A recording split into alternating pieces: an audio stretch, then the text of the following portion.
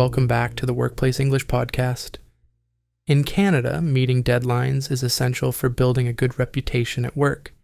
Today, we're going to learn how to tell your supervisor exactly when a job will be 100% finished. Picture this. It's 3 o'clock in the afternoon at a busy warehouse. A large shipment must leave by 5 o'clock. Listen to how Marco promises the work will be ready on time. Marco, the courier is arriving at 5 o'clock sharp for the Atlantic order.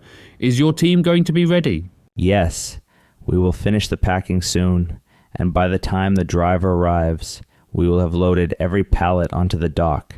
That's a lot of work in 2 hours. Are you sure? I'm sure. I will call you at 4:30 to confirm, but I promise we will have completed the entire manifest by then. Did you hear the difference in Marco's promises? Marco used the simple future, saying, I will call you, to describe a basic future action.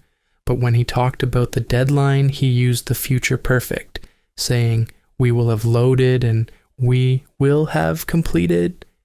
He used this tense because he was looking back from a future time, 5 o'clock, and guaranteeing the work is finished.